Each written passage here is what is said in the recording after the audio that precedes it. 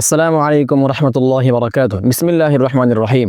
সুপ্রিয় দর্শক শ্রোতা, ইমাম মাহদী আলাইহিস সালামের আকৃতি কেমন হবে, তার কপাল এবং তার নাকটা কেমন হবে এবং তিনি কত বছর পৃথিবীতে রাজত্ব করবেন, আজ এই বিষয়ে আলোচনা করব ইনশাআল্লাহ।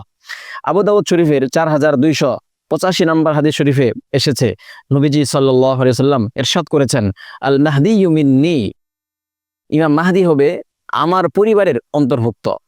আজরাল জাবহাতি আকলাল আনফি, তার কপাল হবে উজ্জ্বল, প্রশস্ত এবং সুন্দর।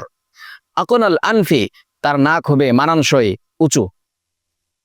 তার কপাল থাকবে উজ্জ্বল, সুন্দর, প্রশস্ত এবং তার নাক হবে মানানসই, উঁচু।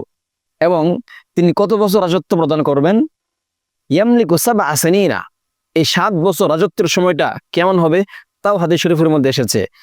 ইয়ামলাউল আরদা কিসতান ওয়া আদলান, তিনি পুরো জমিনকে ন্যায় এবং ইনসাফে ভরে দিবেন।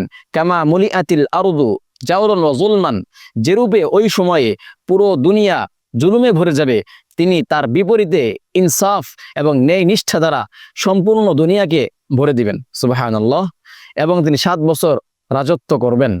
সুতরাং আমরা জানতে পারলাম ইমাম মাহদী আলাইহিস সালাম তিনি তার আকৃতিটা কেমন হবে। তার সম্পূর্ণ আকৃতির বিষয়ে হাদিস শরীফের মধ্যে উল্লেখ পাওয়া যায় না, তবে তার কপাল এবং নাকটা কেমন হবে এই সম্পর্কে উল্লেখ পাওয়া যায়।